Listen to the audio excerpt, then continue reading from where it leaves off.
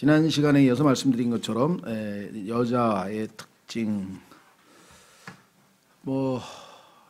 지금 여성학자들 또 사회학자들, 심리학자들 포함해서 여자에 대해서 다양한 연구서가 나와 있겠죠. 심지어는 의학적으로도 생리학적으로도 남자와 여자의 차이점이 무엇인지부터 시작해서 인간적인 학문적인 분야가 어마어마하게 많을 터인데, 저희는 성경에서 가장 기본적인 원칙을 잘 배워서 특징을 잘 이해해서 남자는 남자, 여자는 여자대로의 그 특징을 충분히 서로 이해하고 그래야 서로 교제하는데 충분히 가만히 될 것이고요. 더더군다나 하나님께서 내리신 심판의 특징에 대해서 우리가 정확하게 이해를 하는 것이 이 땅에서 여전히 예수 그리스도께서 오시는 그날까지 우리가 남자는 남자로서 살아야 되고 여자는 여자로서 살아야 되기 때문에 정확하게 이해를 하고, 구원받지 못한 여자에 대해서도 우리가 충분히 바르게 이해를 해야 되겠죠. 첫째, 오늘날 교재에 보시면 남자와 여자 사이에는 아무런 차이가 없다고 가르치는 자들은 실로 순진하기 짝이 없으며 완전히 속고 있는 것이고, 결국 그러한 가르침으로 인해 사회를 파괴하고 인류를 파멸로 몰고 갈 것입니다. 남녀 평등에 대해서는 여러 가지가 얘기했지만 그리스도인들 중에서도 의외로 잘못된 성경 구절을 가지고 그런 주장을 하시는 분들이 더러 계십니다. 자, 확인해 보겠습니다. 갈라디아서 3장 28절에 보면 얼핏 보면 남녀 구별이 없는 것처럼 써 있는 성경 구절이지만 문맥을 우리가 잘 보셔야 되겠죠. 갈라디아서 3장 28절. 갈라디아서 3장 28절.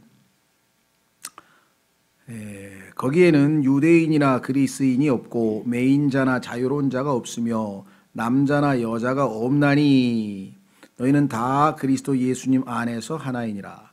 그리스도 예수님 안에서 하나라고 하는, 즉 구원받은 지체로서의 존재라고 하는 면에서 봤을 때는 남녀 구별이 없는 거죠. 그런데 그것을 모든 면에서 다 남녀가 구별이 없는 것처럼 착각을 하게 된다면 이건 있어서는 안 될 일이겠죠. 그래서 이런 성경 구절을 문맥에서 툭 띄어내 가지고 엉뚱하게 자신들이 주장하는 주장을 뒷받침하는 방식으로 성경을 해석하거나 적용하면은 아주 잘못된 것이다 그랬습니다. 여기서 보니까 남자나 여자가 없다고 했을 때에는 남녀 구별은 그리스도 예수 안에서 하나된 지체로서 봤을 때는, 영적인 면에서 봤을 때는 다 동일한 자들이다, 그런 뜻이겠죠. 자, 그러나 남자 여자는 생김새부터 다르고 특징이 다르고 생각이 다르고 모든 면에서 다 다르죠. 모든 면에서.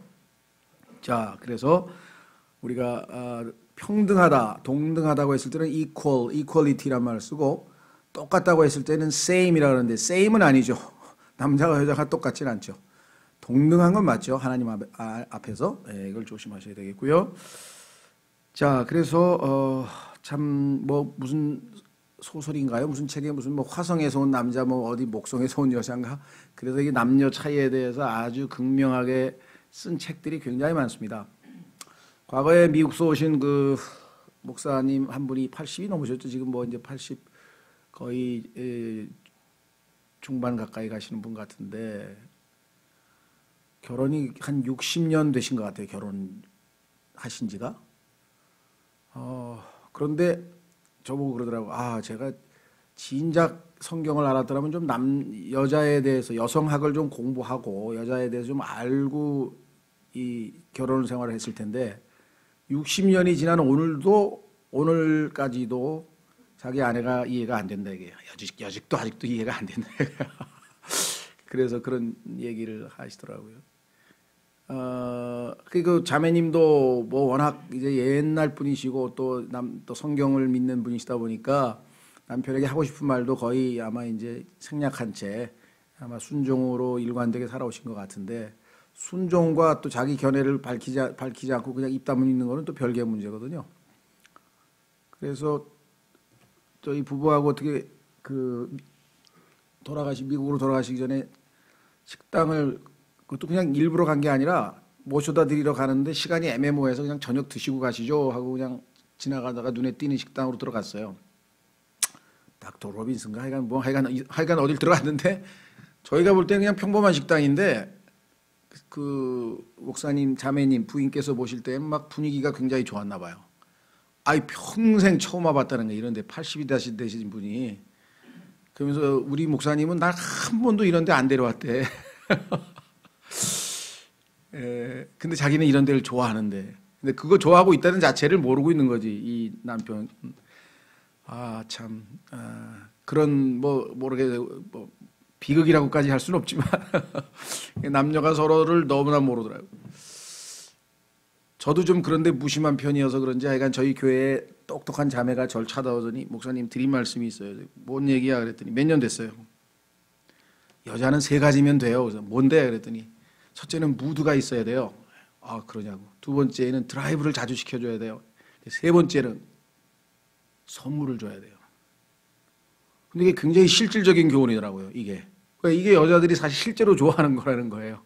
이거 없이 그냥 성경만 가르치고 뭐 영적으로 리드만 하려면 안 통하실 거예요. 그런데 맞는 말이에요. 그래서 그거를 무슨 이게 여자를 다루는 방식으로 쓰라는 게 아니라 속성을 이해하라는 거죠. 왜? 여자는 감성적이라고 하는 것을 이해하고 있으라 이 소리거든요, 사실은. 근데 그거를 이제 전혀 잘 모르다 보니까 그걸로 인해서 생기는 것. 또 반대도 마찬가지죠. 남자들은 이성적으로 납득이 되기 전에는 안 움직이거든요. 감성적으로는 잘 안 움직이는 그런 특징이 있는데 이거 특징을 서로가 충분히 이해를 했으면 커뮤니케이션을 하거나 또 갈등이 생겼을 때 이 갈등 해소에 훨씬 도움이 됐을 텐데 이런 교육들이 사실은 성경을 통해서 얼마든지 이루어졌어야 되는데 그렇지 못했다. 하여간 다행히 창세기 3장을 통해서 우리가 한번 살펴보려고 합니다. 자, 요즘에 제일 제가 싫어하는 옷이 있어요. 패션. 제일 싫어하는 패션. 유니섹스. 뭐 남녀 공용이라는데 난 남녀 공용이 어디 있어요? 남자 옷은 남자 옷이고 여자 옷은 여자 옷이지. 성경에서는 하나님이 가장 싫어하는 거. 남자는 남자 옷 입고 여자는 여자 옷 입고 남자는 남자답게 살고 여자는 여자답게 살라. 근데 성경에 보니까 여성화된 남자 하나님께서 가증스럽게 여기는 사람 중에 하나예요. 그래서 이 하나님께서 이 욥에게도 너 남자답게 허리를 동이고 내 앞에 서라 이거 용감하게 담대하게 하면 그런 표현이 자주 나오거든요. 그러니까 하나님이 창조하신 그 특성에 맞는 것을 해야 되는데 왜 오늘날 이렇게 여성화된 남자가 많냐? 뭐 오해하지 마십시오. 개인적으로는 잘 몰라요. 제가 여러분들의 개인 습성을. 근데 이 남자들이 언제부터 핸드백을 들고 다녔냐 이게 그거부터 시작해서 하여간 뭐 피부 미용 관리 뭐 하려면 해야죠. 그러나 미용실 뭐 비슷한 데까지 가서 해야 되는지 하여간 이런 모든 것들이 지금 여성화된 남자가 점점 늘어나는 추세인데 거기에는 결정적으로 우리나라의 유치원 선생님하고 초등학교 선생님의 거의 7, 80%가 다 여자입니다. 유치원은 뭐 거의 95%뭐 되겠죠. 그렇죠? 그러니까 어릴 때부터 남자아이들은 남자 선생님에 의해서 남자답게 키워줘야 되는데 이게 전부 다 여자 선생님한테만 배워나와가지고 그래서 이제 국가에서 그런 사회학자들이라든가 심리학자들이 좀 그런 것에 대해서 눈을 떠서 교대 입시에는요 남자들을 30%가까지는 의무적으로 뽑게 돼 있어요. 점수가 안 돼도 여자들이 많아도 일단 남자는 30%에서 점수는 안 되는데 그거의 혜택으로 교사가 되는 케이스가 있습니다. 근데 모르겠어요. 중고등학교는 몇 %까지 뽑는데 그러니까 초등학교는 하여간 일단 그런 의무 남자는 몇 %까지 뽑는다는 의무 제도가 있기는 있어요. 그 정도까지로 지금 이 성비 불균형이 있게 되는데요. 자, 다시 돌아옵니다. 이번 과와 다음 과에서 다룰 진리들은 결코 여성에 대한 모독이 아니며 왜냐하면 여자들이 현대 교육을 받은 현대 교육을 받은 여자들이 보면은 즐겁할 내용들만 잔뜩 들어있기 때문에 여성을 모독하려는 의도는 아니다. 왜? 오히려 여성들로 하여금 세상과 육신과 마귀 이게 우리의 영적 전쟁의 대상이잖아요. 그렇죠? 성경에 따르면 우리 그리스도인은 영적인 전쟁을 하고 있는데 세상과 육신과 마귀라고 하는 이 세 영적 대적을 이기도록 돕기 위해서 하나님께서 우리에게 주시는 건전한 성경적 가르침이다. 이렇게 밝혀둡니다. 그랬습니다. 첫째, 동산에서 즉 에덴 동산 아닙니다. 조심하십시오. 대부분의 그리스도인들은 에덴 동산이 동산 이름인 줄 아는데 에덴은 국가 이름이고요. 동산은 그 에덴이라는 국가에 있는 동산이에요. 그래서 성경에 보면은 Garden of Eden이라 그래서 에덴은 성경에 보면은 에덴을 찾아보면 한 서너 번 나와요. 그 보면은 에덴이라고 하는 지명은 보통 아라랏, 그렇죠? 아라랏 산을 꼭지점으로 하고 좌변에 나일강을 꼭지점으로 하고 우변에 유프라테스 강을 꼭지점으로 하는 정삼각형 형태의 땅인데 그게 에덴이고 그것이 하나님께서 아브라함에게 약속하신 땅이에요. 그리고 그것은 솔로몬이 통치 때의 이스라엘의 영토고 예수 그리스도께서 재림하셔서 천년 왕국 때 이스라엘의 영토의 규모가 딱 그렇게 되어 있습니다. 사실은 거기가 에덴이에요. 그런데 거기에 동산이 하나 있었다는 것이죠. 그래서 에덴 동산이라는 것은 동산 이름이 아니라는 것 오해 없으시면 되겠고요. 자, 그래서 동산에서 확인할 수 있는 여자의 본성 세 가지 우리가 성경을 통해서 한번 확인해 보자. 자, 우선 창세기 3장 1절에서 6절까지 해서 한번 여자의 특성을 한번 살펴보겠습니다. 창세기 3장 1절에서 6절인데요. 이제 뱀은 주 하나님께서 만드신 들의 어떤 짐승보다 더 간교하더라. 그가 여자에게 이르되, 간교함은 뭐냐? 남자에게 얘기를 한 게 아니라, 왜? 남자는 논리적이기 때문에 하나님께서 말씀하셨다고 더 이상 대꾸를 안 할 텐데, 그렇죠?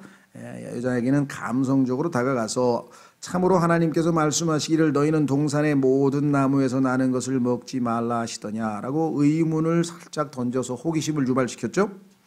여자가 뱀에게 이르되 우리가 동산의 나무들의 열매는 먹어도 되나? 마음대로란 말 벌써 삭제시켰습니다. 동산의 한가운데 있는 나무의 열매에 관하여는 하나님께서 이르시되 너희는 그것을 먹지도 말고 만지지도 말라. 만지지도 말라 하지도 않으셨는데 집어넣었습니다. 지금 성경을 삭제시키고 변개시키고 첨가시키고 그 다음에 너희가 죽을까 하노라. 반드시 죽는다 그랬는데 죽을까 하노라. 뱀과 대화하는 순간에 벌써 하나님의 말씀을 그렇죠? 빼고 더하고 고쳤는데 이것이야말로 최초의 범죄다. 최초의 죄라 이 말이죠. 하셨느니라 하매 뱀이 여자에게 이르되 걸려든 거죠. 벌써 하나님의 말씀을 이렇게 제대로 다루지 못하는 것을 보는 순간 희생물이 된 것이죠. 너희가 절대로 죽지 아니하리라.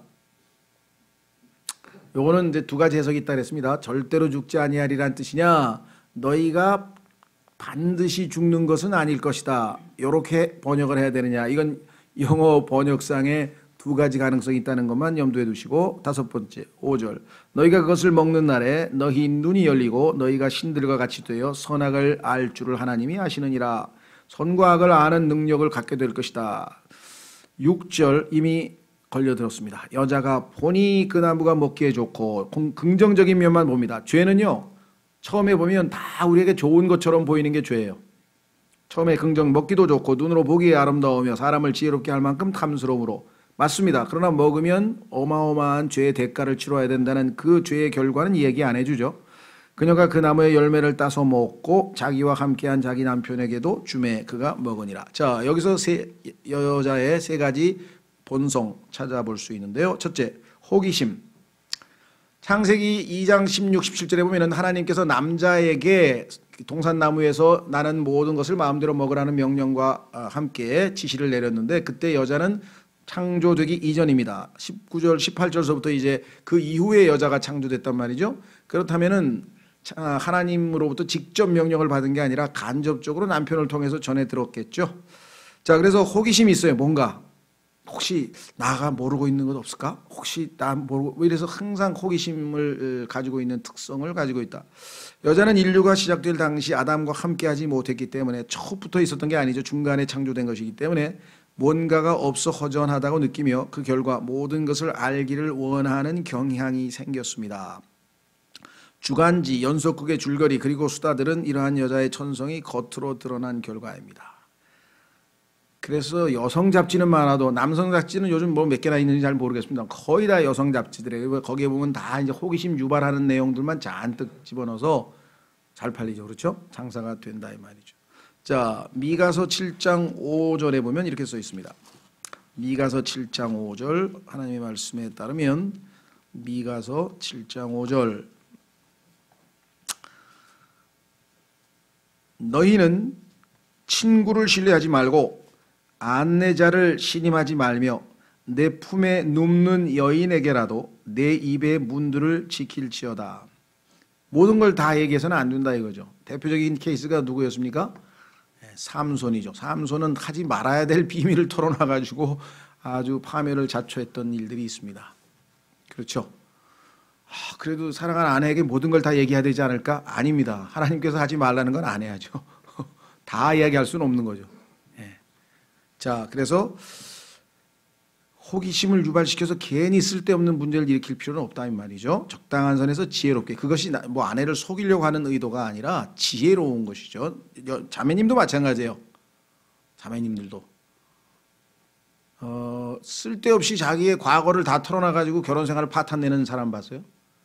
아니, 과거 얘기를 왜 하냐고. 그렇죠. 참 그게 뭐가 됐든 간에. 그래서 참 어리석은 짓을 해놓고 와서 제가 그랬거든요. 그래서 그걸 왜 다 그런 얘기를 뭐하러 하셨어요? 제가 근데 뭐 이미 다 끝난 상황에서 찾아왔으니 그 잊어버리고 다시 새 출발하시라고 할 수밖에는 없었는데요. 자, 그래서요. 첫 번째 말씀드린 것처럼 호기심이 많기 때문에 속기가 쉬워요. 아기가 접근해가지고 속삭이면은 자꾸 이렇게 빨려 들어간다. 그렇죠? 두 번째, 이거는 부정적인 측면입니다만 알고는 있어야 돼요. 객관적인 팩트이기 때문에. 누군가의 밑에 놓여 있다는 느낌. 자, 여자는 하나님께서 그녀에게 복종하는 위치를 주신 것에 대해서 천성적으로 반감을 품고 있습니다. 왜 남편이 머리고 내가 돕는 배필이냐, 내가 왜 주인공이 아니고 조연이냐라는 것에 대해서도 역시 불만이 있는데 어떻게 할 수 있습니까? 하나님께서 언제 만지지도 말라는 말씀을 하신 적이 있습니까? 그런데도 불구하고 마음속에 있던 불만이 거기서 튀쳐나오는 거죠. 하나님이 먹지도 말라 그러고 만지지도 말라 그랬다는 얘기는 지금 마음에 불만이 있다는 것을 지금 간접적으로 보여주고 있는 것이겠죠. 그래서 이건 내적 불만이 있다는 것을 보였습니다.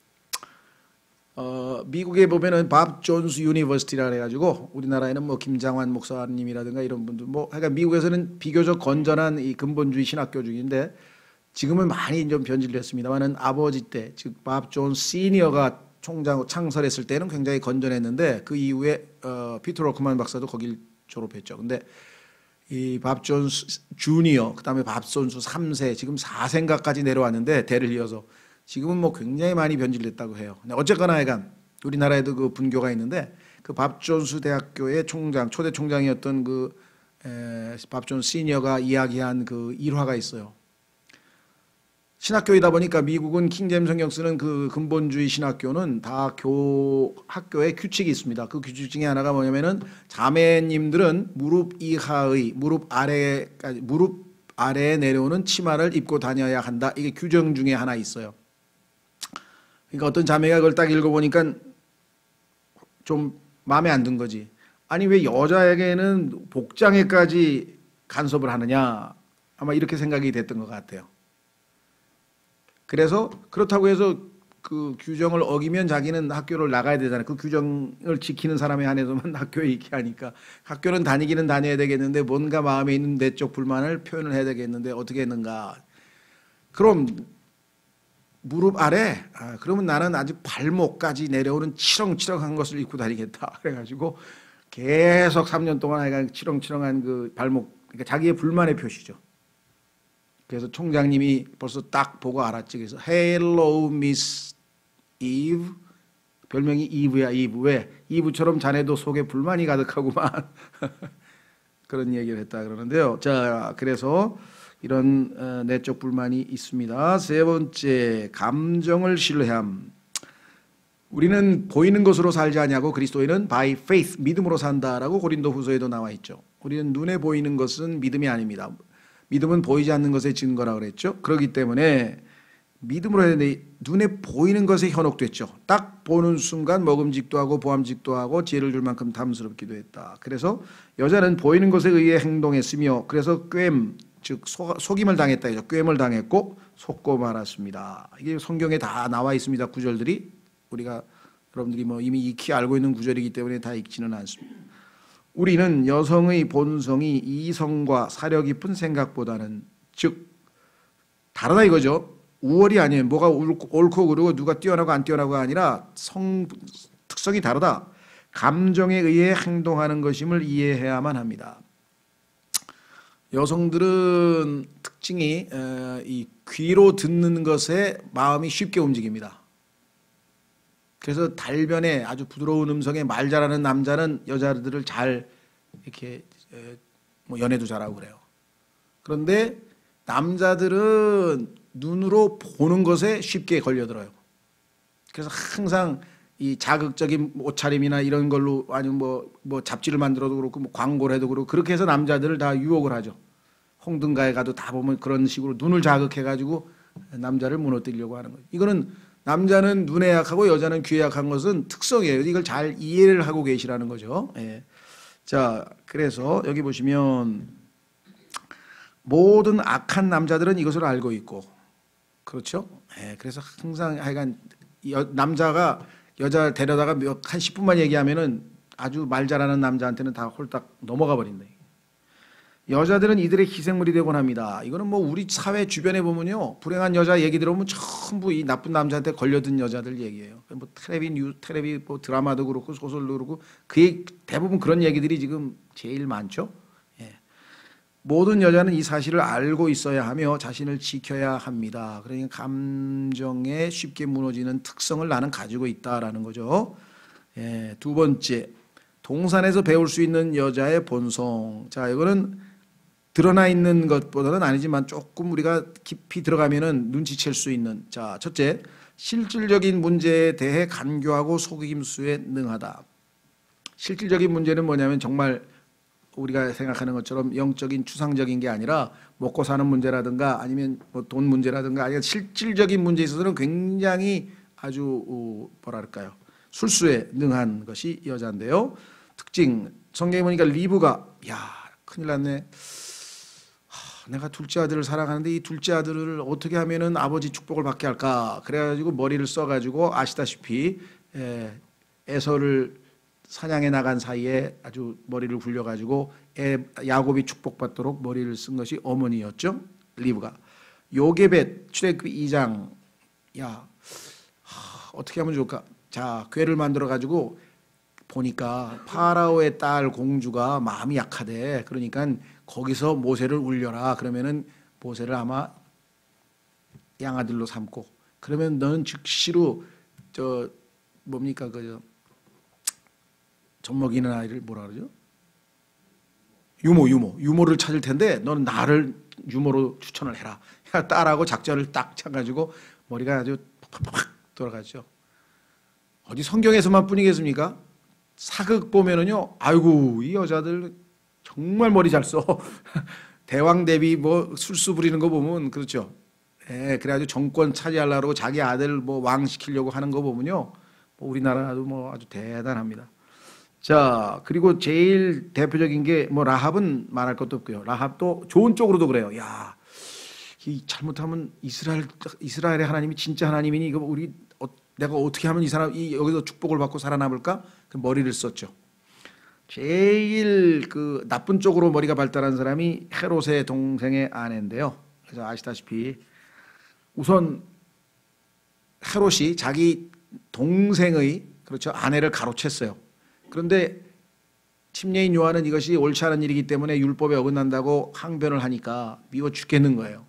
다른 사람은 권력이 무서워서 아무 말도 못하는데 침례인 요한은 그런 걸 두려워하는 사람이 아니다 보니까 미워 죽겠는데 이걸 어떻게 해야 되나 죽일 방법을 구하다가 헤롯이 자기 생일날 그 딸이 헤로디아가 춤을 추자 왕국의 절반이라도 주겠다 뭐든지 말해라 그랬더니 다 필요 없고 침례인 요한의 목을 배에서 쟁반에 담아서 달라고 해라 이래가지고선 왜 자기 남편이 체면 치레를 굉장히 중요시 여기거든요. 사람들 앞에서 뭐든지 들어주겠다고 다 공표해놓고 거기서 뒤로 뺄 수는 없을 거 아니에요. 그렇죠. 그러니까 그거를 교묘히 이용하는 이 세상적인 표현으로 머리를 잘 굴린다. 그게 그 여자들이 실질적인 문제에 있어서는 대한민국의 부동산 투기 90%다 여자가지 남자가 안 합니다. 남자는 집 보러 가는 것도 귀찮아서 가지도 않아요. 다 여자들이 해요. 그러니까 그런 특성이 되게 실질적인 문제에 있어서의 능숙함, 간교함. 두 번째 여기 보시면 그래서 여자의 타락한 본성은 정당한 방법으로는 얻을 수 없는 것을 얻기 위해 계략이나 계획을 꾸미도록 여자를 부추기고 있다. 그러니까 나에게는 그런 속성이 있다는 것을 알고 그런 상황이 주어졌을 때는 성령님의 통제하에서 이거를 이겨내야지 미혹에 넘어가면 안 되겠죠. 두 번째, 유혹하고 타락시키는 데에 간교하고 속임수에 능함. 잠언 5장에서 7장을 보면은요, 소위 말하면 이 타락한 여인이 자신의 그 뭐라 그러나 희생물을 찾는 거예요.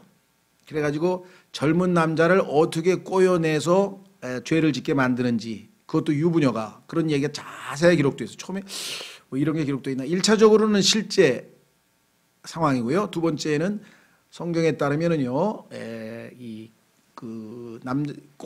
꼬여내는 여자는 성경에서 영적으로는 바벨론이라고 하는 음녀, 즉 잘못된 타락한 종교, 즉 하나님으로부터 우리의 마음을 뺏어서 우상 숭배 쪽으로 몰고 가는 그러한 종교 제도를 성경에서 그러한 여인으로, 음란한 여인으로 표시를 했기 때문에 나중에 가니까 큰 음녀 바벨론이라고 하는 그 여인이 계시록에서 하나님 앞에 심판의 대상이 되는 것을 볼 수 있죠. 그러니까 일반적으로는 실제 여자 중에 그런 여자들이 있고, 영적으로 보자면은 타락한 종교의 모든 총체 그것을 성경에서는 바벨론이라고 한다.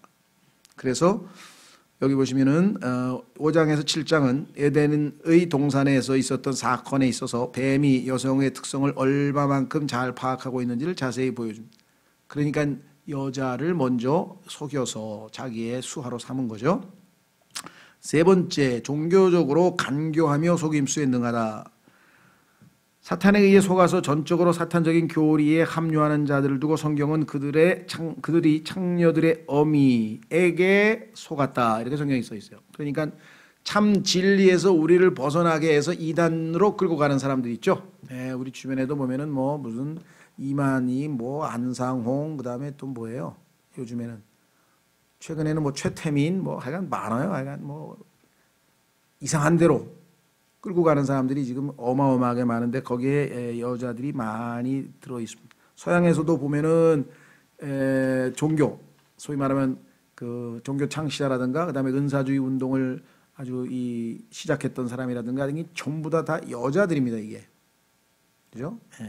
자, 그래서 이세벨에 의해 미혹되었다라고 예수님께서 2장 20절에 말씀했죠. 그러니까 이세벨은 거짓 종교를 예표하는 여인인데요. 왜 그들의 교회가 성모 아워 레이디와 관련된 이름을 가지고 있는지를 조차 모르고 있다고 말씀합니다. 그래서 예수 그리스도 대신에 성모 마리아가 그들의 숭배의 대상이 되어버린 그 종교 역시 큰 음녀 바벨론이라는 칭호를 성경에서 받는 거죠. 그래서 알렉산더 히슬롭이라고 하는 유명한 영국의 목사 한 분께서 자신의 인생을 거의 다 바쳐서 두 바벨론이라는 책을 썼는데요. 제가 보니까 하나님께서 도와주시지 않았으면 어떻게 그런 책을 쓸 수 있을까 할 정도입니다. 그러니까 이분은 마음에 부담이 생긴 게 뭐냐면, 영국은 아시다시피 헨리 8세라고 하는 사람이 자기가 결혼한 카톨릭 왕비와 이혼을 하고 새로 결혼을 하려고 하니까 교황이 적극적으로 반대를 하고 허가를 안 해주죠. 왜? 당연히 지금 카톨릭 왕비하고 이혼을 하려고 하는데 교황이 그걸 허락해 줄 리가 없죠. 그래서 자신이 스스로 카톨릭에서 나와서 영국 교회를 독자적으로 만들게 됩니다. 앵글리칸 처치를 만들어 가지고 이혼을 감행했죠. 그때 이미 spiritual Brexit, 영국은 이미 유럽에서 떨어져 나와서 영적으로 이미 떨어져 나온 전례가 있었고요. 최근에 이제는 뭐 정치 경제적으로 이제 EU에서 탈퇴를 한다 그러지만 이미 영적으로는 그때 그런 일이 한번 영국에 있었고요. 그 이후에 영국이 나름 킹제임 성경을 번역하고 세계의 선교의 앞장을 서고 굉장히 정말 영적인 면에서는 굉장히 기여를 많이 했는데, 중간에 점점 이 영국 교회가 원래 교회 이 청교도적인 또는 개혁 교회의 노선에서 벗어나서 카톨릭으로 복귀를 하는 그룹이 생겨났어요. 그래서 그 앵글리칸 처치라고 하는 영국 성공, 우리나라에서는 성공회라고 하는데요. 이 영국 성공회는 둘로 쪼개졌어요. 그래서 하이 처치는 다시 카톨릭으로 거의 돌아간 상태고, 그다음에 로우 처치는 거기는 신부라고 하더라도 다 결혼도 하고 개신교처럼 성경적으로 그래도 좀 개혁이 된 이 두 가지로 이제 쪼개져 버렸는데, 잘못하면 이 로우 처치에 속한 사람들마저도 카톨릭으로 다 돌아갈 것을 우려해서 카톨릭의 정체를 밝히는 책을 써야 되겠다라고 하는 그 부담을 하나님께서 주셔서, 카톨릭이 다름 아닌 계시록의 바벨론이고 그 바벨론의 최고의 아주 특징을 지닌 그러한 거짓 종교다. 이것을 창세기에 나오는 바벨론서부터 시작해 가지고 계시록에 이르는 바벨론에까지의 모든 것을 밝혀낸 어마어마한 책이죠. 좀 어렵죠. 그렇죠. 읽어보신 분은 아마 상당히 어려우셨을 텐데요. 그래도 고전 중에 고전으로 알려진 책입니다. 자, 그래서 주의, 신비의 바벨론은 계시록에 나오죠. 하나님께서 여자를 그냥 내버려 두실 경우 모든 여자들이 천성적으로 도달하게 될 바로 그것입니다. 중간에 예수 그리스도를 믿고 구원받아서 거듭난 하나님의 자녀가 되지 아니하면 여자는 본래적으로 이런 특성을 가지고 있기 때문에 결국은 잘못된 종교에 빠지게 된다. 잘못된 종교에 빠지게 된다. 그래서 지금 소위 말하면 그 영생교도 있고요, 뭔교도, 우리나라도 뭐 증산도도 있고, 뭐 여기 길 건너에 남녀 혈안 개교인가요? 거도 있고요. 전부 다 하여간 이 여자들이 집안을 다 포기하고 나와서 거의 막 맹목적으로 지금 이 숭배하는 그런 집단들이 굉장히 많다는 것. 자, 그래서 우리는 성경에서 6가지, 동산에서 우리가 목격할 수 있는 3가지 본성과 우리가 유추해서 배울 수 있는 3가지 본성, 이 6가지 특성을 좀 잘 이해를 하시고요. 우리가 자매님들은 당연히 이 말씀을 통해서 자기 스스로를 지키고 해야 되겠고, 또 주변에 영적 그 방황을 하거나 빗나가는 사람들을 우리가 도우려면 이런 특성들을 우리가 좀 잘 알고 있어야 되겠다, 그런 뜻입니다. 자, 2번째 주제는요, 또 상당히 심각한 주제인데, 여자에게 내려진 심판에 대한 얘기입니다. 자, 창세기 3장으로 가보겠습니다. 하나님께서 내리신 저주 가운데 이제 여자에게 해당되는 내용을 살펴보려고 합니다.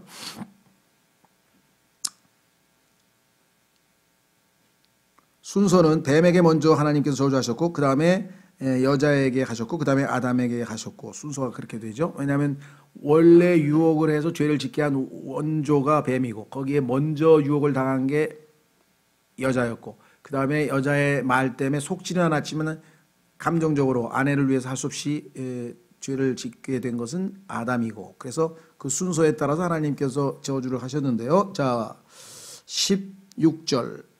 여자에게 이르시되, 하나님의 저주의 내용을 보겠습니다. 내가 내 고통과 수태를 크게 늘리리니 내가 고통 중에 자식을 낳을 것이요 또 너의 열망이 내 남편에게 있겠고 그가 너를 다스릴 것이니라 하시고. 자, 우선 많은 성서들이 거의 대부분일 겁니다. 킹제임스 성경에는 내가 2가지를 늘린다 그랬어요. 하나님께서 첫 번째는 뭘 늘린다 하냐, 고통을 늘리겠다 했는데, 이 고통이란 단어가 사실은 sorrow인데요, 막 통증 이런 의미의 고통이 아니라 슬픈 일입니다. 슬픔. 사실은 이게 조금 저는 슬픔으로 번역하는 게 낫지 않겠나 싶은데, 이게 제가 그 얘기를 뭐 옳다고 하는 건 아니고, 어쨌거나 일반적으로 우리가 얘기하는 막 고통, 막 아프다 막 이런 것보다는 정신적인 고통 그런 걸 포함하는 슬픈 일을 많이 당하시고, 그 다음에 2번째는 수태, 임신을 늘리겠다 그랬다 하나님께서. 그런데 거의 대부분의 성책에는 임신의 고통을 늘리겠다 이렇게 해가지고 이걸 붙여놨어요. 하나님은 고통을 늘리고 2번째 임신을 늘리고, 이게 2가지가 다른 거거든요. 그런데 이거를 묶어가지고 임신의 고통을 늘리겠다 그랬는데, 임신의 고통은 그 밑에 나와요. 거기 보십시오. 내가 고통 중에 자식을 낳을 것이요. 임신의 고통은 뒤에 따로 말씀하셨잖아요. 그죠? 그러니까 3가지인데 이것을 사람들은 2가지로 축소시켜가지고 정말 중요한 하나님께서 지적하신 사항을 놓치고 있습니다. 킹제임스 성경만이 정확하게 짚어내는데요. 자, 거기 설명을 보겠습니다. 42페이지. 목회를 하다 보면은 이제 상담을 많이 하게 되는데 한번 해외에서도 걸려오고 지방에서도 걸려오고 보면 다 슬픈 처지에 놓여 있는 여인들 얘기예요. 여자들 그 고통당하는 거 들어주다 보면요, 어떻게 그런 일을 당할 때까지 그러고 있었나 싶을 정도로 참 안타까운. 얼마 전에는 전화가 와서 목사님 설교를 몇 개월째 듣고 있습니다. 아, 그러십니까? 그냥 갑자기 우는 거야. 아, 왜 그러십니까? 전화로. 저 기소선 출신이네요. 기소선 출신이네. 근데 기소선에서 결혼하라 그래가지고 싫은 남자하고 할 수 없이 했다는 거예요. 목사가 명령해가지고. 에? 싫은데 왜 했어요? 그때 시켰어요. 그게 순종이라고 배웠어요. 그래가지고 했는데 결혼하는 날부터 불행해졌다. 이게 20년 동안. 그래가지고 지금 끝내려고 그러는데 끝내도 되는 겁니까? 그래 물어보는 거예요. 뭐라고 답변을 해야 될까요? 참 난감해요. 난감해. 그렇죠? 성경에는 일단 부부가 되면은 끝내려면은 세 가지 조건 이외에는 안 돼요. 남자가 여자를 버리고 도망을 쳤거나 집을 나갔거나, 둘째는 남편이 죽었거나, 셋째는 남편이 부정을 저질렀거나. 그 세 가지 이외에는 일단은 그럼 폭력은 안 됩니까? 그거는 이제 케이스 바이 케이스예요. 성경에는 폭력에 대한 얘기 없어요. 일단은.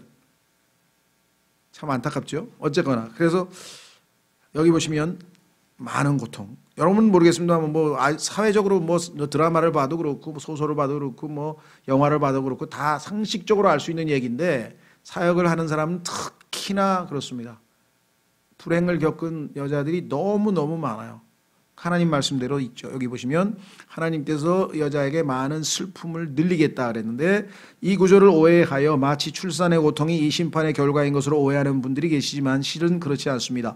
이 구절과 출산의 고통은 별개입니다. 출산의 고통은 더 세 번째 나와 있죠. 현대의 정신과 의사들에게 알려져 있지 않지만 우리들은 이 말씀을 통해 어째서 남자가 여자보다 더 자주 그리고 더 심하게 눈물을 흘리고 두려워하며 고통을 당하고 마음이 아파하는가를 이해할 수 있습니다.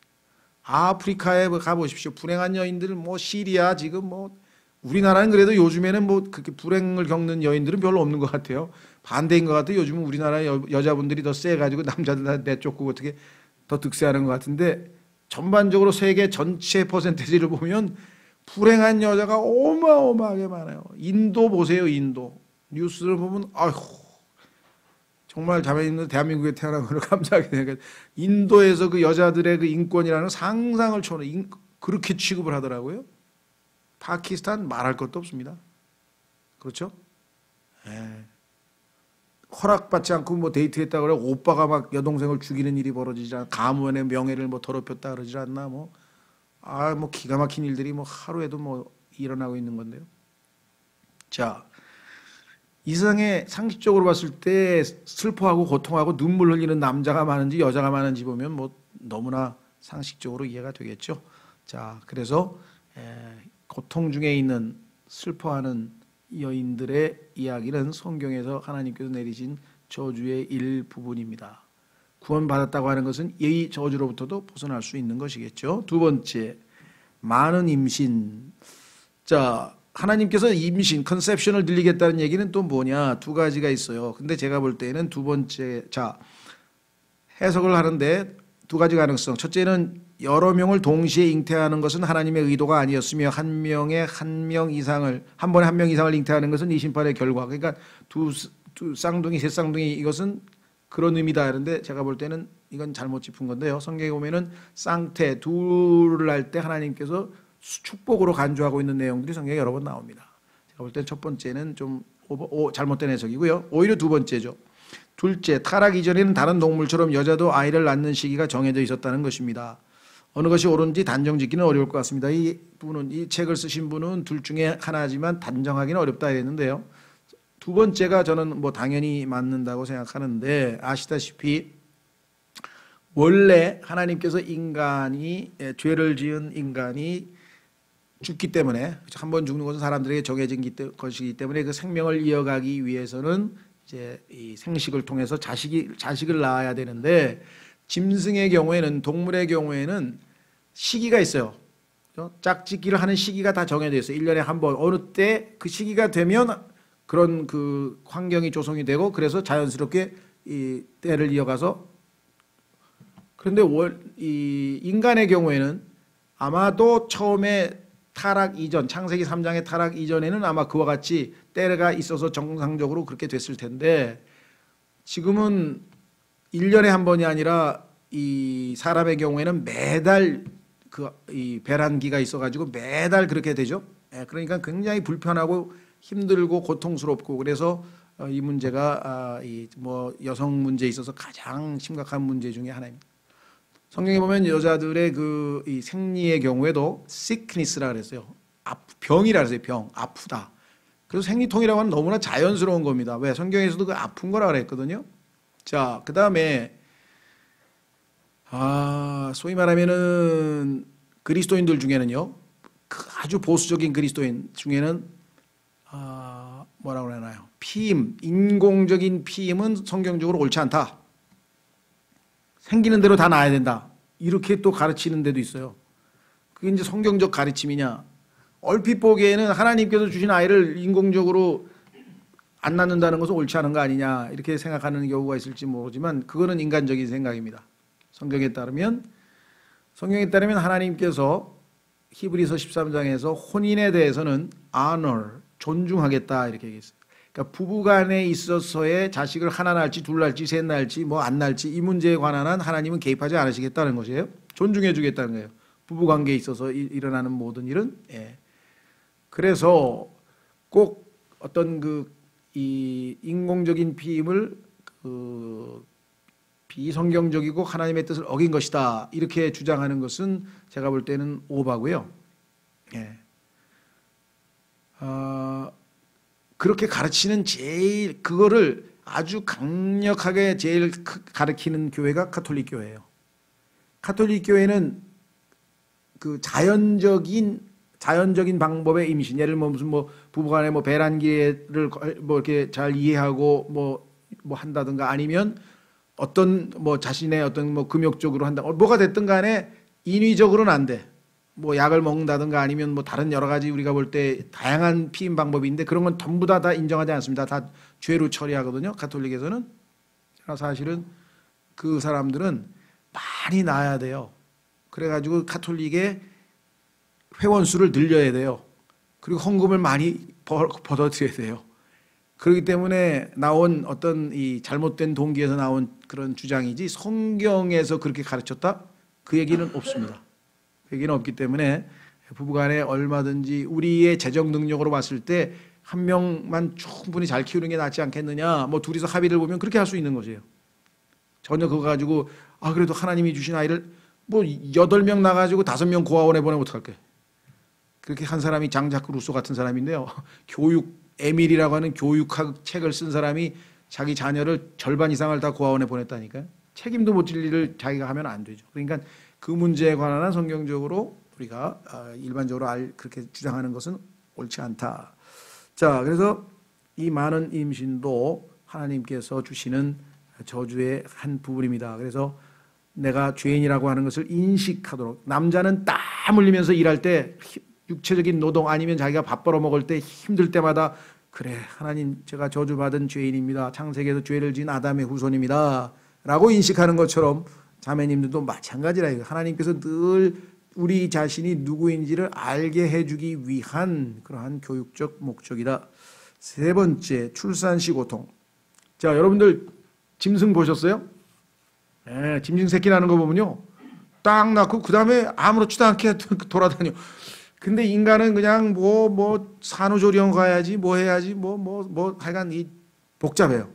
또 산후 우울증들이라는 게 있고 여러 가지 해가지고 굉장히 임신이라는 게, 그 아기 낳는 게 힘들잖아요. 근데 짐승은 안 그렇죠. 근데 하여간 제가 아는 제가 외고대학교에 있을 때 그 스페인어과 교수가 하나 있었는데, 스페인 여자예요. 스페인 부부가 교수로 와 있었는데, 그 임신을 해가지고 아기를 낳으러 갔어. 그 경희대로. 아침에 낳았는데 저녁에 집에 와 있더라고. 그래서 그랬더니 이따가 애기 낳고 샤워하고 왔다는 거야. 그래서 내가, 야, 여기 세긴 세다. 그렇죠? 우리나라 여자 같으면 그걸 어떻게 가능하겠어요? 근데 서양 여자는 또 그러는데요. 근데 우리 할머니 얘기 들어보니까 우리 할머니도 애기 낳고 그 다음날 밭에 나가서 일했대. 그 옛날 여자들은 세긴 세고 우리 요즘 여자들이 너무 약한 거 아니야 이거? 이건 제 생각입니다. 이 성경에 그러니까 그런 생각이 좀 들더라고요. 그러니까 어쨌거나 그러니까 이 아이 낳는 것이 얼마나 큰 고통을 동반하는지는 뭐 낳아보신 분이 알겠죠. 우리 같은 사람이 어떻게 알겠어요. 그러나 성경에는 분명히 써 있다 이 말.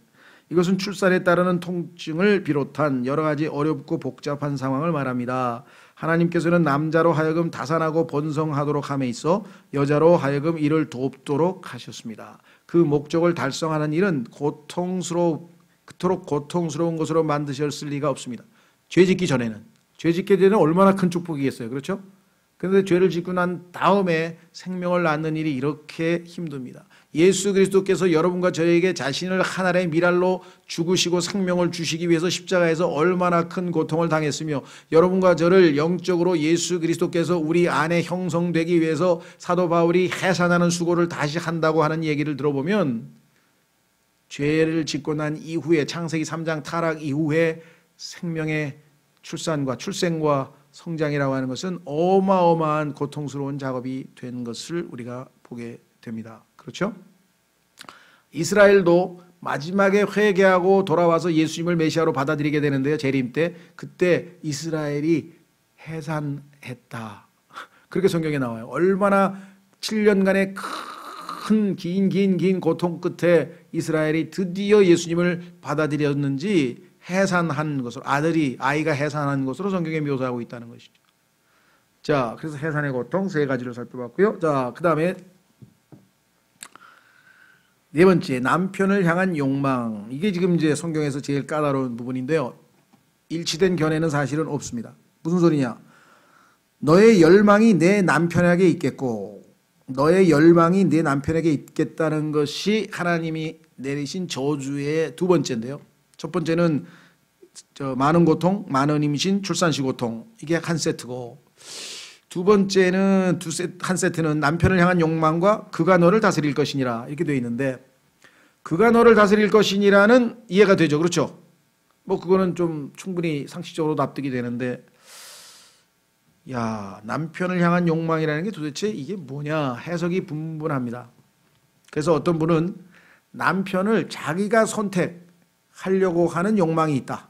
내 남자는 내가 고를 거야. 뭐 그런 뜻이다라는 해석하는 사람이 또 있어요. 그렇죠. 두 번째는 남편 위에 군림하려고 한다. 남편을 내 마음대로 좌지우지하려고 한다. 그런 뜻이라고 해석하시는 분이 있어요. 세 번째는 남편에게 당신이 날 책임져 먹여 살려 하고 책임을 지게 하려고 하는 욕망이 있다. 뭐 이렇게 세 가지로 보통 해석을 하는데 저는 사람마다 다 달라요. 예를 들면 칼빈 같은 경우는 여자가 하나님의 저주를 받은 결과 그 임신이라고 하는 고통 때문에 남자가 시키는 대로 무조건 따르려고 하는 욕망. 말이 안 되지.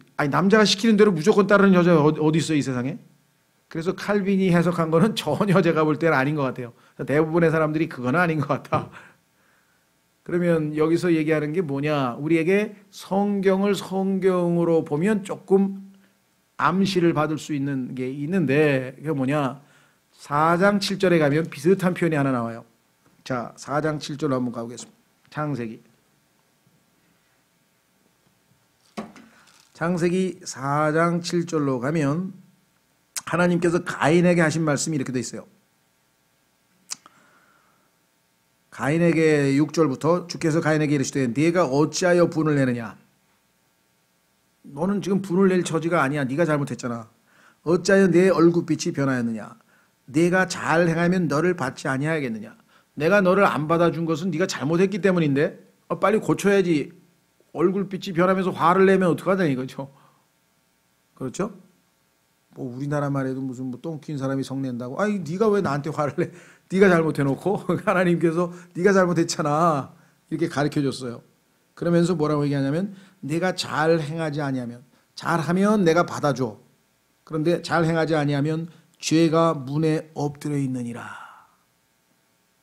자, 근데 여기에 이제 무슨 뜻이 있나 보세요. 그 다음에 그의 열망이 내게 있으리니.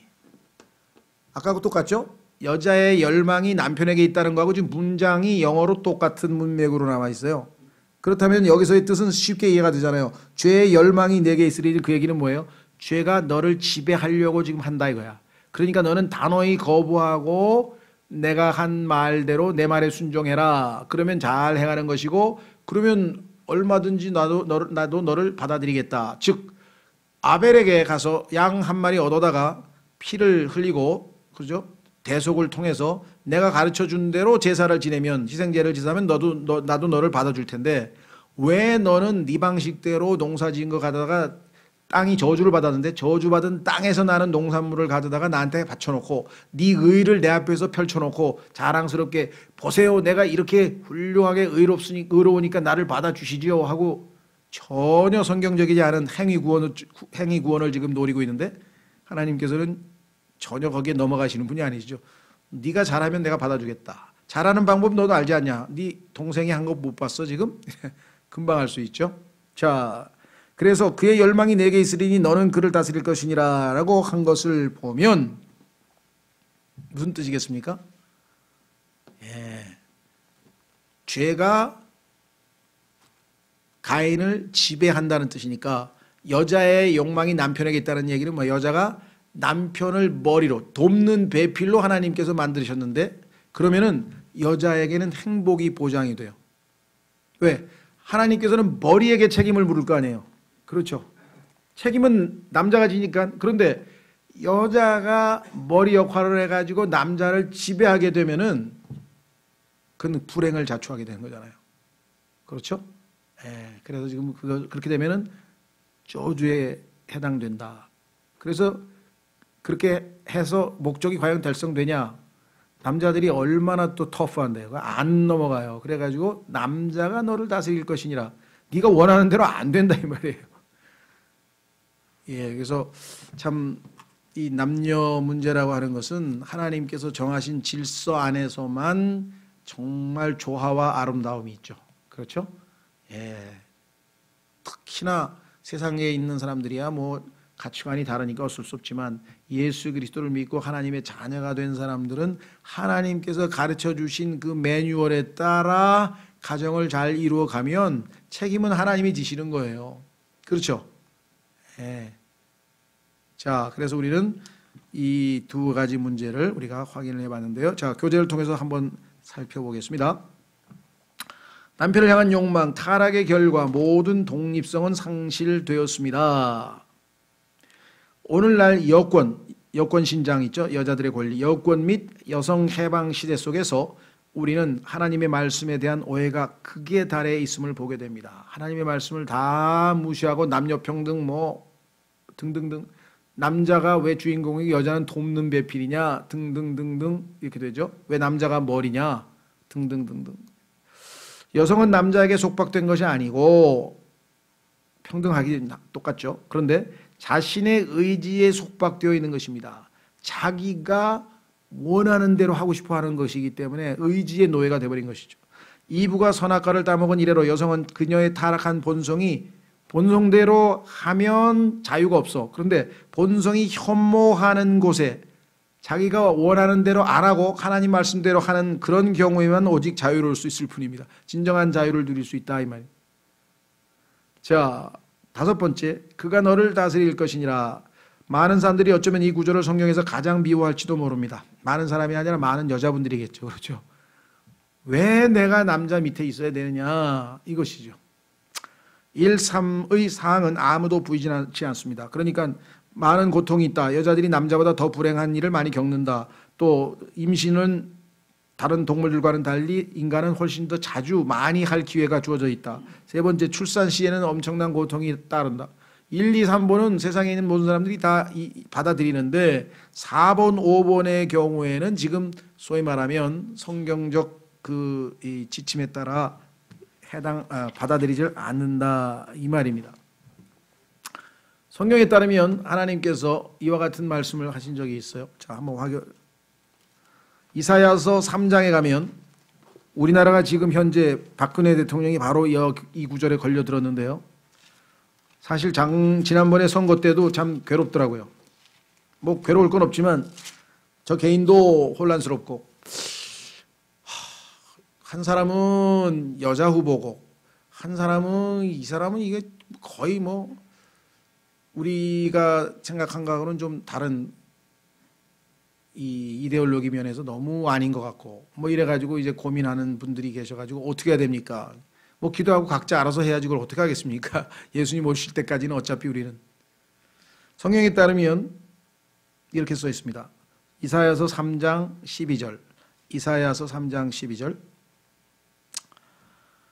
내 백성으로 말하건대 마지막 때가 되면 이스라엘이 얼마만큼 타락하냐면요, 아이들이 그들을 학대하며, 요즘에는요 아이들이 다 왕자, 공주, 황제, 중국은 황제고 우리나라는 뭐 왕자, 공주 뭐, 그렇죠? 아이들이 그들을 학대하며 여자들이 그들을 다스리는도다. 여자들이 그들을, 오 내 백성아, 너를 인도하는 자들이 너로 하여금 잘못하게 하며 내 행노의 길들을 무너뜨리는, 리더십에 있는 사람들이 다 엉터리 빗나가고, 이건 뭐 정확하게 뭐 우리나라를 지금 보여주고 있는 것 같아요. 부모들은 그냥 자녀들한테 절절 기입니다. 그렇죠? 예. 그리고 이제 그 여성 지도자들이 나타나고, 특히 우리나라 지금 뭐 대통령 포함해가지고 지금 그렇게 돼버렸다 이 말. 이게 하나님이 세우신 창조 질서를 어지럽히는 거기 때문에, 그렇죠? 개개인 한 분 한 분이야 뭐 훌륭한 분들도 많이 있겠지만 창조 질서를 어긋나게 한다라는 사실을 우리가 성경을 통해서 우리가 확인해 볼 수가 있습니다. 자, 다시 돌아오십니다. 43페이지. 이 5가지 저주는 사실 여자의 유익을 위한 것입니다. 왜냐하면 여자가 일단 죄인이고 타락했기 때문에 이 5가지로 하나님께서 제한을 두지 아니하면 무제한으로 본성을 발휘하면 어떻게 되겠습니까? 자, 기억나세요? 남자에게 하나님께서 내린 저주 중에 하나가 땅을 저주했는데, 땅이 엉겅퀴와 가시를 내요. 그러니까 막 농사를 아무리 져도 뭐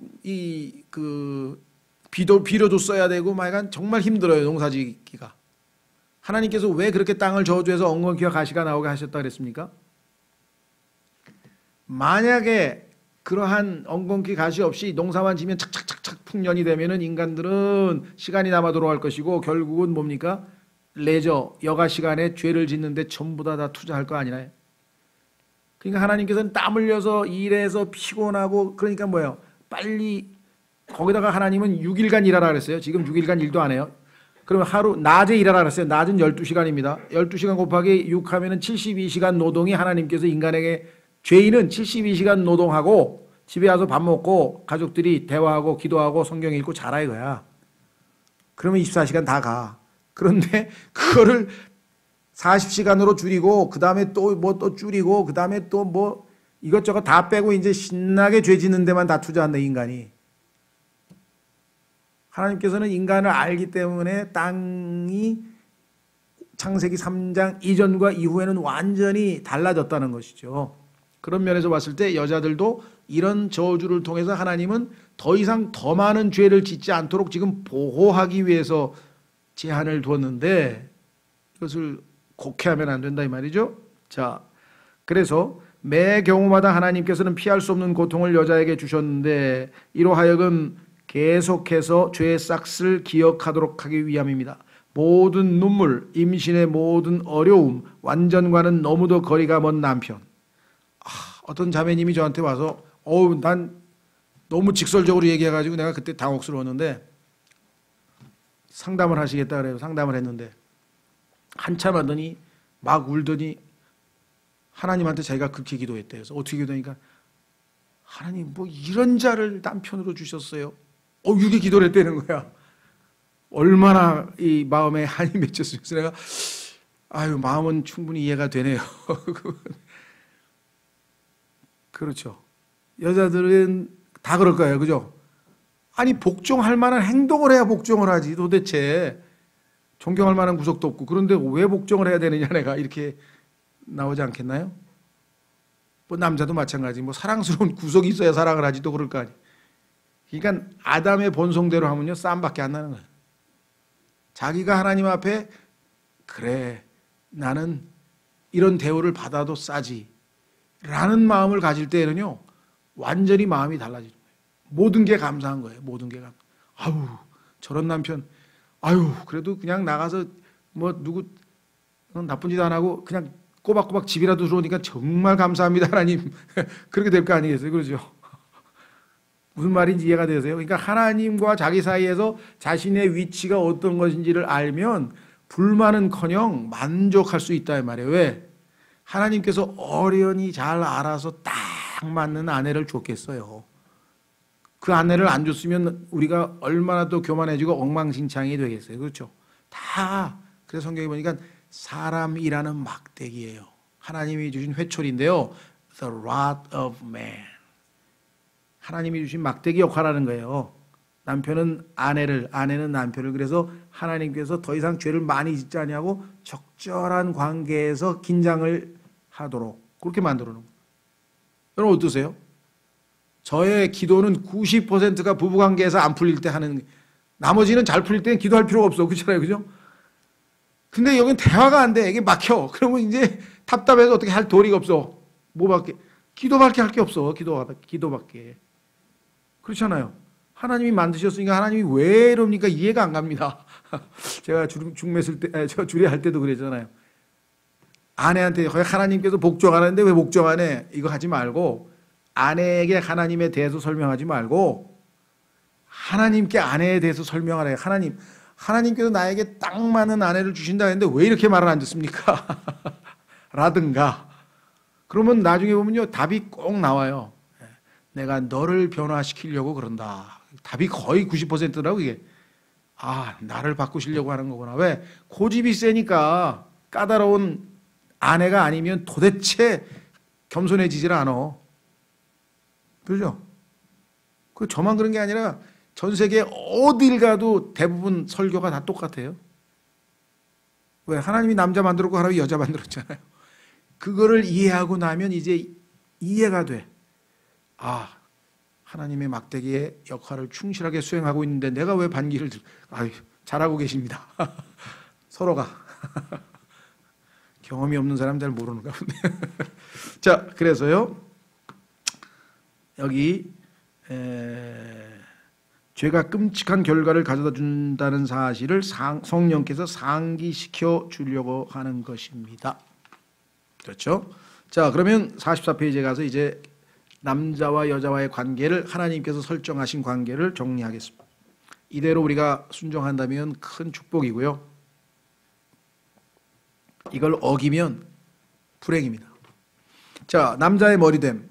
똑똑해서가 아니고요. 하나님이 정해놓은 거예요. 어쩔 수가 없어. 하나님이 지혜롭게 정하셨기 때문에 그냥 따르는 거예요.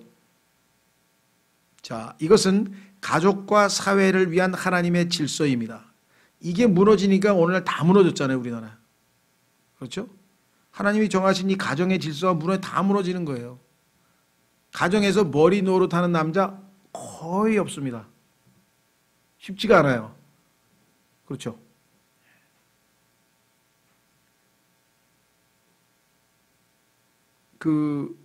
오죽하면은 미국 목사님이 하신 설교를 들은 것 같아. 내가 들은 그 에피소드가 어디 있죠? 셋째 하늘에 가서 이제 딱 천당에 이제 들어가려고 새 예루살렘에 들어가려고 딱 휴거된 사람 줄 서 있는데 베드로가 탁 나오더니 하나님께서 시키신 대로 가정에서 머리 역할을 충실히 하신 분 오른쪽으로 다 쓰세요. 남편들. 부인이 시키는 대로 평생 살다 오신 분 왼쪽으로 쓰세요. 전부 왼쪽으로 써. 전부. 전부 다. 근데 갑자기 한 사람이 아차 그러더니 오른쪽으로 가더라는 거야. 그래서 아이고 형제님 한 분만 성경대로 사셨군요. 아닌데요. 아, 왜 아니에요? 우리 집사람이 이쪽으로 쓰라 그랬어요. 아, 그러셨어요. 그만큼 예, 우리는 하나님의 말씀에 정상적으로는 순종이 안 돼요. 그러니까 믿음으로 해야죠. 그렇죠? 예. 자, 그래서 두 번째, 이 질서는 그리스도와 그분의 교회의 관계를 보여줍니다. 베드로는 뭐라 그랬습니까? 주님께서 십자가를 지고 가야 되겠다 그랬더니 주여 안 됩니다.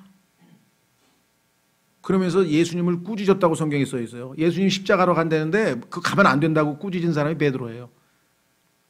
여러분 어떠세요? 신앙생활할 때 하나님께서 성경에 써 있는 대로 순종을 하십니까?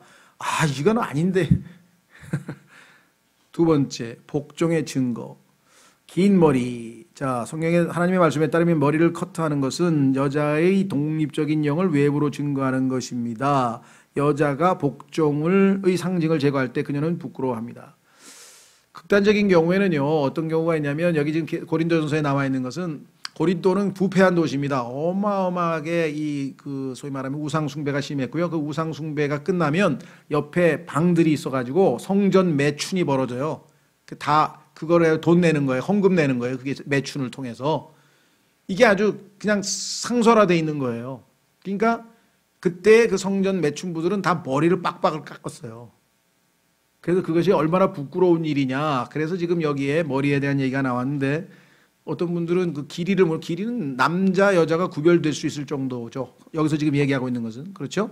예, 딱 봐도 머리가 남자 여자. 그래서 성경에 보면 남자가 여자처럼 머리가 길 때에는 스스로 부끄러운 줄을 안다라고 성경에 써 있죠.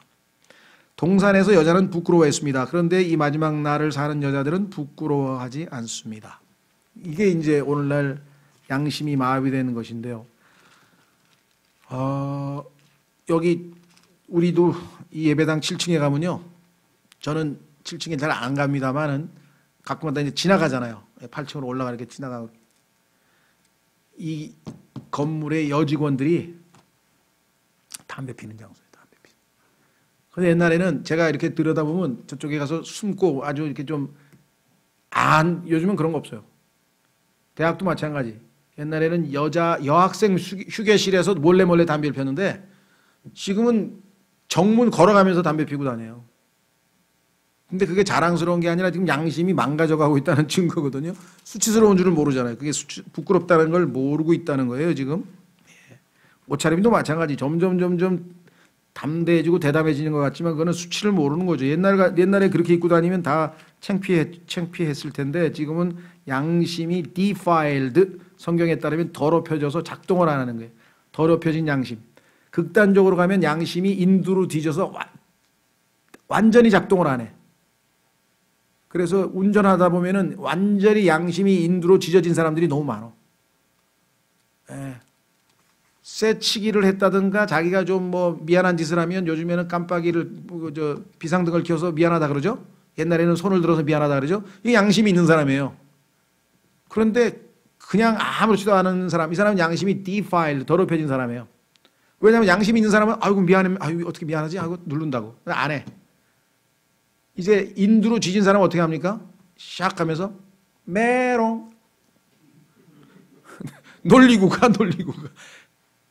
이런 사람이 늘어나면 이거 완전히 살기가 힘들어지는 거예요, 이 세상이. 적어도 그나마 양심으로 하나님께서 이 사회를 어느 정도 통제를 하고 계신데 양심이 마비된 사회. 지금 누구 최순실인지 뭔지 그 사람들 말하는 거 보세요. 그러니까 지금 진행되는 내용을 보면 이 사람들이 양심이 있는 건지 없는 건지 도대체 무조건 아니래. 난 모른대. 자기가 셀카 찍어가지고 올려놓고서는 이거 내 거 아니래. 그럼 누구 거예요? 자기 딸 이름 거기 있고. 하여간 참 어디 갔어? 스바냐 3장 5절.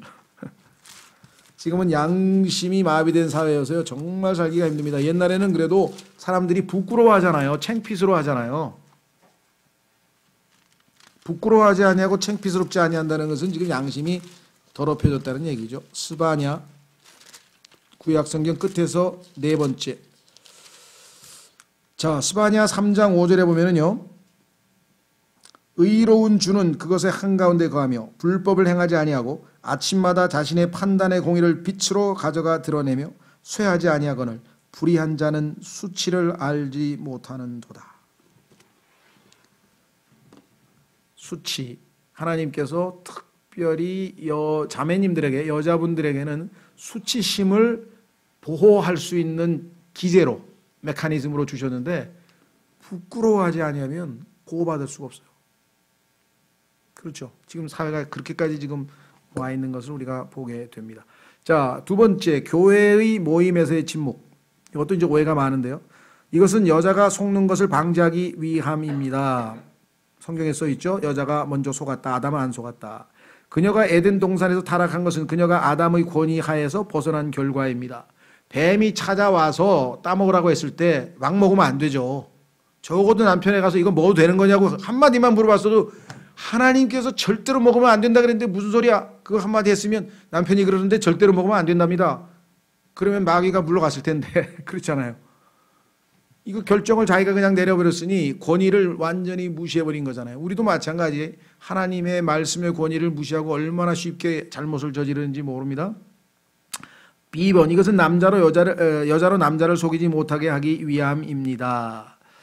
여자에 대한 아담의 탁월한 애정으로 인해 그는 하나님께 불순종하게 되었습니다. 그러니까 아담이 이브를 사랑했기 때문에 먹어서는 안 되는 것을 먹고 마른 거죠. 인정에 이끌려서. 자, 이로 인해 여자는 영적 지도자의 지위를 금지당했습니다. 먼저 속아서 아담까지 타락시켰으니까 영적 지도자의 역할을 하나님께서 허락지 아니한 거죠. 그래서 머리 역할을 하지 못하게 했고, 구약 성경에는 이교도 신앙을 가진 여인과의 결혼에 대한 경고와 그러한 결혼의 예들이 자주 등장합니다. 대표적인 게 최악의 여인, 성경에서 최악의 여인이 이세벨인데요. 이세벨과 결혼한 아합이라고 하는 이스라엘의 멍청한 왕이 하나 있었잖아요. 그렇죠? 그래서 이스라엘 북왕국 전체가 다 우상 숭배에 빠지게 만들었던 그 원인이 바로 이세벨의 우사벨이 들여온 이 우상이었죠.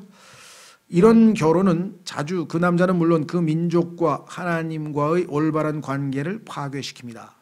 미국에서 20세기에 나온 이단 종파의 그 창시자들은 거의 여자들이었어요. 여기 보시면은요, 크리스천 사이언스라고 하는 이단 종파의 창시자는 메리 베이커 에디라고 하는 여자고요. 제7일 안식교, 우리나라에도 있죠. 메리 엘렌 지 화이트라는 여자고요. 그 다음에 은사주의 운동, 요즘 소위 말하면 뭐 방언 운동 뭐 이런 것들은 다 캐더린 쿨만이라고 하는 여자들에 의해서 다 시작이 된 것은 우리 시대에서 볼 수 있는 생생한 예라고 할 수 있습니다. 자, 그 다음에 이제 주의를 두 가지 보겠습니다. 이것은 이제 성경 해석에 있어서 여러분들이 성경을 읽다가 천사와 여자들이 머리를 가리는 것과 이게 무슨 관계냐. 자, 주의, 머리를 커트하는 것은, 머리를 잘라서 다 머리가 드러나게 하는 것은 천사들과의 관계에 있어 여자의 권능을 빼앗아 갑니다. 이 이상한 말씀은 왜 이상하냐? 아니, 여자가 머리를 짧게 하는 거하고 도대체 천사를 심판하는 거하고 무슨 관계냐? 자, 그것은 고린도전서 6장 3절을 잘 상고해 보면 이해할 수 있습니다.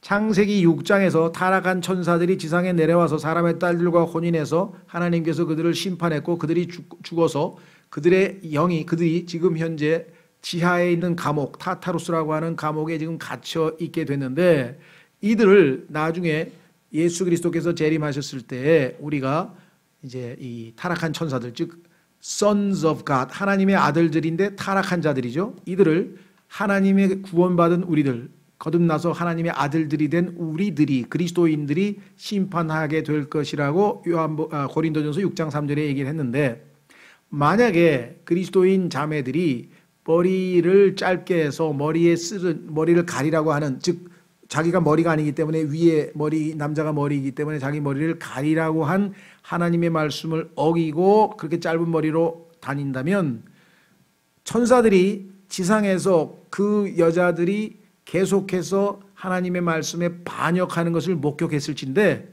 그 천사들을 어떻게 담대하게 심판할 수 있겠느냐, 그런 뜻입니다. 재판할 때 얼마나 민망하겠냐. 자기도 다 밤낮 반역해놓고서는 뭐 자기도 순종 안 해놓고 이렇게 될 건 아니냐 이 말이죠. 여기 써 있잖아요. 그래서 큰 흰 왕좌 심판 때 교회는 반역한 천사들에게 최후의 심판을 선언할 것입니다. 왜냐하면 우리는 구원받은 하나님의 아들들이고 이들은 반역한 하나님의 타락한 아들들이죠. 그런데 인생을 사는 동안 반역 가운데 살아가는 모습을 천사들에게 보였던 그런 여자는 그 무시무시한 준엄한 날에 천사들에 대한 심판을 선언할 권능이 없게 될 것입니다. 자격이 박탈된다 이거예요. 재판관으로서의 자격이 박탈된다 이 말. 그렇죠? 예. 지금 뭐 우리나라도 그 특별검사를 한 해 만에 그런 얘기를 하고 있는데요. 특별검사를 박근혜 대통령이 임명하게 돼 있어요. 현 법이. 그러면 그 특검의 대상이 돼야 될 사람이 임명하는 특검, 그 얼마나 앞뒤가 안 맞아요. 그러니까 지금 야당들이 안 하려고 하는 거예요. 해봐야 소용없다 이렇게 되는 건데요. 주의, 요거는 우리가 이제 영어를 조금 이해하시면 하나님께서 참 이 진리를 나름 이 언어에다가도 이렇게 숨겨 놓으셨구나. 하나님께서는 오늘날의 여성 해방자들에게 그들의 본래 모습을 인간의 언어 속에 숨겨 놓으셨습니다. 여자들이 소위 말하면 여성 해방 운동을 하는 분들은 자신들이 사용하고 있는 언어, 예를 들면요, 미국에서는 지금 현재 성경 중에 하나님을 남성으로 he라고 남성으로 묘사하고 있는 성경이 다 없어지고 그라고, 그죠? 3인칭 중성, he가 아니고 he, she 구별하지 말고 우린 완이라고 하자. 완. 그렇게 해서 아버지, 어머니, 하나님을 아버지라고 부르지 말자. 그래서 그런 성서들이 지금 나와 있는 정도예요. 남녀 차별이다 해서 이 차별 금지를 주장하는 사람들이 그런 성경까지 내놓은 상황인데, 그러나 인간이 사용하는 언어를 보자 이 말이죠. 예를 들면 human race, 인류. 이 땅에 인류라고 할 때, human race라고 할 때 man이라고 하는 남자라고 하는 단어가 인간을 대표해서 들어가 있죠. woman, 여자라고 했을 때 워라고 할 때는 WOMB, um의 약자입니다. 그러니까 자궁을, 즉 아이를 낳을 수 있는 자궁을 지니고 있는 인간, 그게 여자란 말이죠. 거기도 man, woman에서 man이라는 남자가 들어가 있죠. person, 자 우리가 person이라고 해서 사람이라고 했을 때도 그 다음에 son, son을 하나님께서 집어넣으셨죠. 그 다음에 female, 여자도 male, 남자 앞에다가 fe를 붙여서 만들어진 male이 들어가 있잖아요. 그러니까 언어 자체가 전부 다 지금 하나님께서는 일단 남자를 머리로 해서 질서를 이렇게 세워놓은 거지, 우월 관계가 아닌데도 불구하고 자꾸만 어떤 그 우월 관계로, 대립 관계로, 경쟁 관계로 만들어서는 안 된다. 또한 남자에게 속박되지 않기 위해 결혼 후에도 자신의 처녀 때 이름을 고집하는 여자들일지라도 결국 자기의 아버지의 성을 갖고 있음을 부인하지는 못할 것입니다. 만약에 지금 오바마 대통령 부인이 미셸 오바마가 나는 남편 성 쓰기 싫다, 오바마 쓰기 싫다, 그러면 난 처녀 때 성을 쓰겠다. 그럼 처녀 때 성이 만약에 케네디라고 그랬다. 케네디. 그러면 난 미셸 케네디라고 하겠다. 케네디는 누구의 성입니까? 아버지 성이잖아요. 그러면 어차피 남자의 성을 불려받은 거잖아요. 무슨 말이 이해가 되셨죠? 예, 그래서 창세기에서 하나님께서 그들, 남자와 여자를 창조했는데 그들의 이름을 아담이라고 불렀다. 그러니까 아담과 이브가 아니라 원래는 미스터 아담, 미시스 아담, 원래 둘이 있었어요. 근데 죄를 짓고 나더니 여자가 독립선언을 하더니 난 이제 미시스 아담 안 해. 그러니까 이브야 나. 이게 돼버린 거죠. 하나님의 질서가 무너져 버렸죠. 자, 그래서 미국은 그나마 그래도 아직도 뭐예요? 클린턴과 트럼프의 대결이라 그러지 뭐라고 합니까? 그 클린턴이라는 성을 그대로 지금도 쓰죠. 이름 힐러리라는 말을 가끔 쓰기도 하겠지만, 또 아니면 클린턴 빼더라도 힐러리의 본래 성을 사용하면 그것이 그녀의 아버지의 성이 될 것 아니냐. 여전히 미시스 클린턴이다. 결코 자기 자신의 이름을 소유하지 못합니다. 그 누군가가 지독한 저주이군이라고 말했는데 실로 그러하다고 하겠습니다. 창세기에서 하나님께서 남자와 여자를 창조하시고 그들의 이름을 아담이라고 지어주신 것이 하나님의 원래 창조의 질서에 해당되는 것이죠. 예, 그것은 뭐냐면 이제 한 인격이고 남녀가 한 육체이기 때문에 이름이 하나여야 돼요. 그래서 머리 역할을 하고 돕는 배필을 하는 것이 가정의 정상적인 구성 방식이다, 이렇게 말씀을 했네요. 자, 그래서 가장 기본적인 남자 여자의 특성과 이에 대한 하나님의 심판에 대해서 우리가 살펴보았습니다. 자, 오늘은 여기까지 하시고요. 조금